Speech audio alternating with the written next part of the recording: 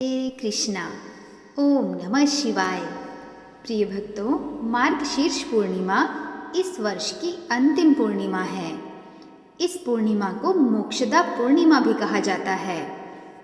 इस वर्ष मार्गशीर्ष पूर्णिमा की तिथि का प्रारंभ 26 दिसंबर को सुबह 5:46 से 27 दिसंबर को सुबह 6:02 तक रहेगा।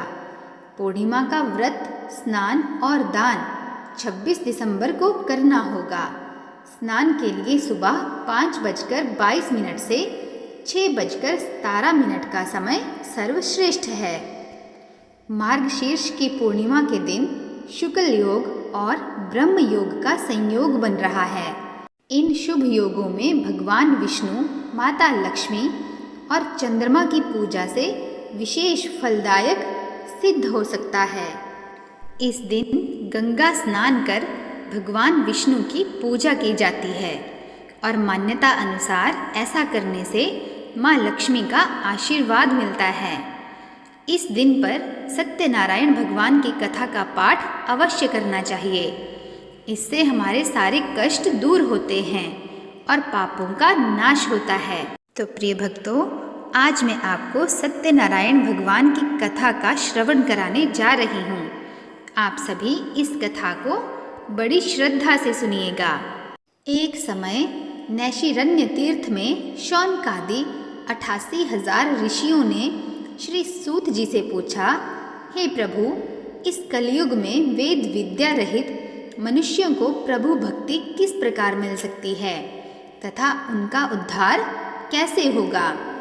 हे मुनिश्रेष्ठ, कोई ऐसा तप बताइए जिससे थोड़े समय में ही पुण्य मिले और मनोवांछित फल भी मिल जाए। इस प्रकार की कथा सुनने की हम इच्छा रखते हैं। सर्व शास्त्रों के ज्ञाता सूत जी बोले, हे वैष्णवों में पूज्य, आप सभी ने प्राणियों के हित की बात पूछी है, इसलिए मैं एक ऐसे श्रेष्ठ व्रत को आप लोगों को बताऊंगा जिसे नारद जी ने लक्ष्मी नारायण जी से पूछा था और लक्ष्मीपति ने मुनि श्रेष्ठ नारद जी से कहा था। आप सब इसे ध्यान से सुनिए। एक समय योगी राज नारद जी दूसरों के हित की इच्छा के लिए अनेकों लोकों में घूमते हुए मृत्यु लोक में आ पहुँचे। यहाँ उन्होंने अनेक योनियों में जन्मे प्रायः सभी मनुष्यों को अपने कर्मों द्वारा अनेकों दुखों से पीड़ित देखा।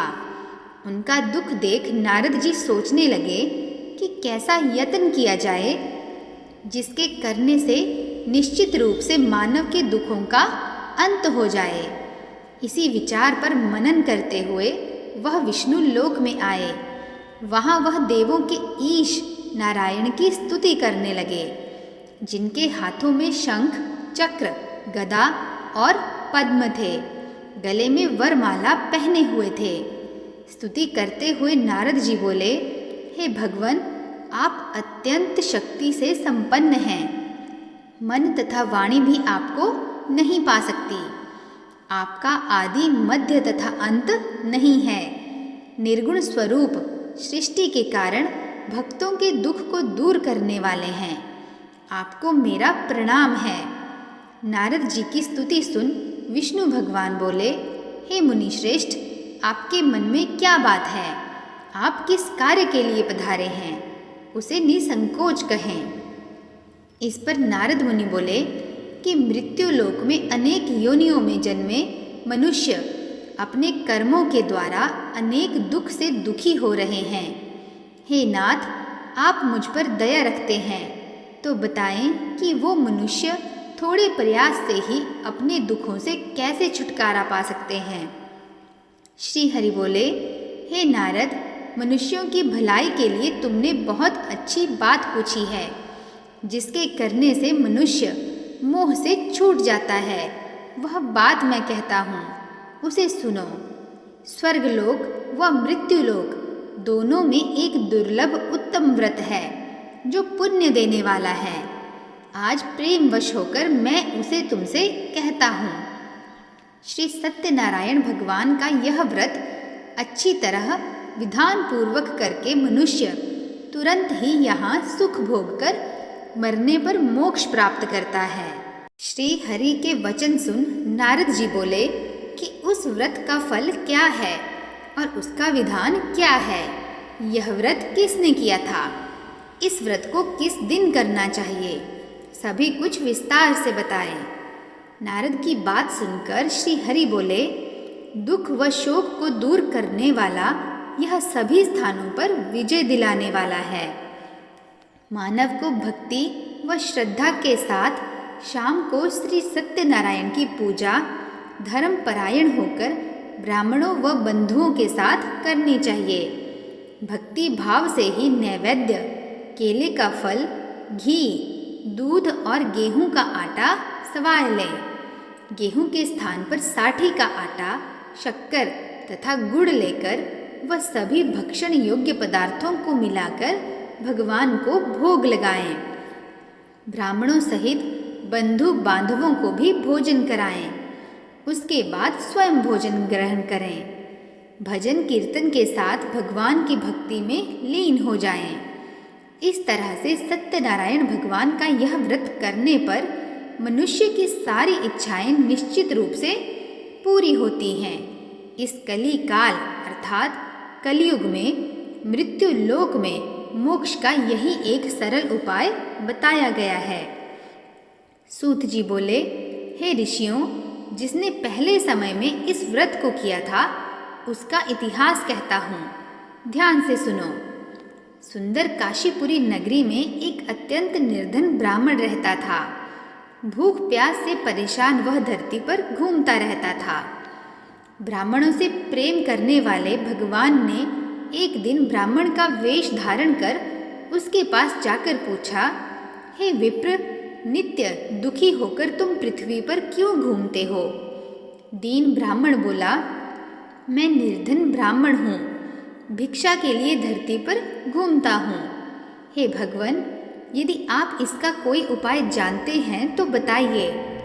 वृद्ध ब्राह्मण कहता है कि सत्यनारायण भगवान मनोवांछित फल देने वाले हैं, इसलिए तुम उनका पूजन करो। इसे करने से मनुष्य सभी दुखों से मुक्त हो जाता है। वृद्ध ब्राह्मण बनकर आए सत्यनारायण भगवान उस निर्धन ब्राह्मण को व्रत का सारा विधान बताकर अंतर ध्यान हो गए। ब्राह्मण मन ही मन सोचने लगा कि जिस व्रत को वृद्ध ब्राह्मण करने को कह गया है, मैं उसे अवश्य करूँगा। यह निश्चय करने के बाद उसे रात में नींद न आई। वह सवेरे उठकर सत्यनारायण भगवान के व्रत का निश्चय कर भिक्षा के लिए चला गया। उस दिन निर्धन ब्राह्मण को भिक्षा में बहुत धन मिला, जिससे उसने बंधु बांधवों के साथ मिलकर श्री सत्यनारायण भगवान का व्रत संपन्न किया।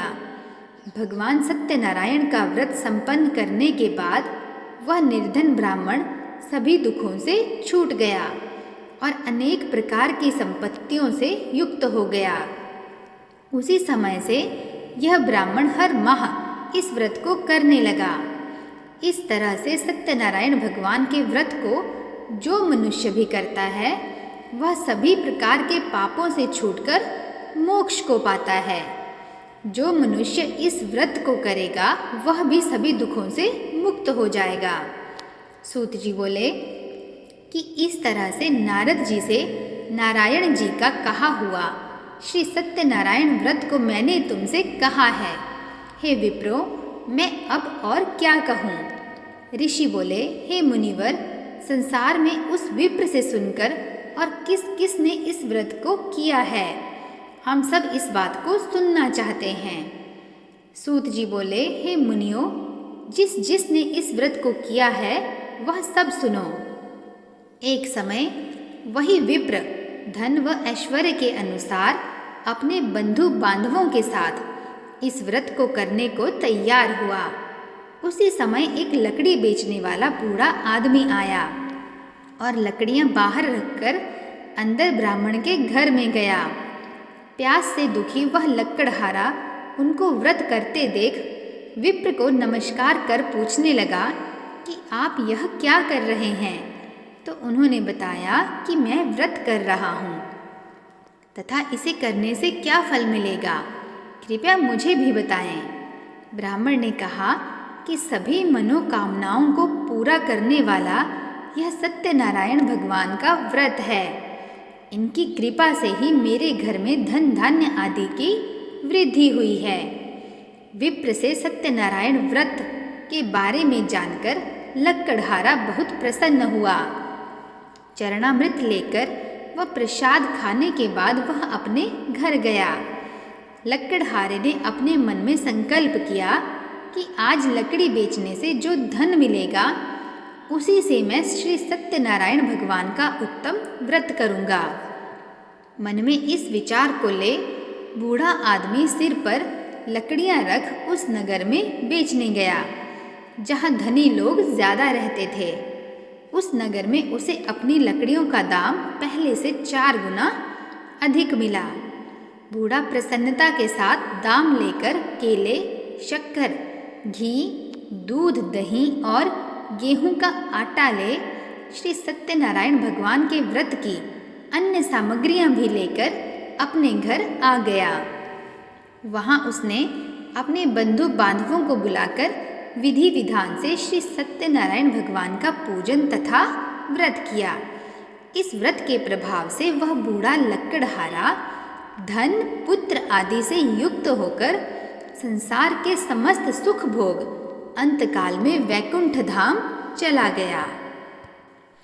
तो प्रिय भक्तों, आप सब भी प्रेम से बोलिए ओम नमो नारायणाय। आशा करती हूँ कि मेरे द्वारा सुनाई गई यह कथा आपको अत्यंत पसंद आई होगी। यदि आपको यह कथा पसंद आई हो तो चैनल को लाइक, शेयर तथा सब्सक्राइब अवश्य कीजिएगा। मिलते हैं नेक्स्ट वीडियो में। तब तक के लिए जय श्री कृष्णा, नमस्कार।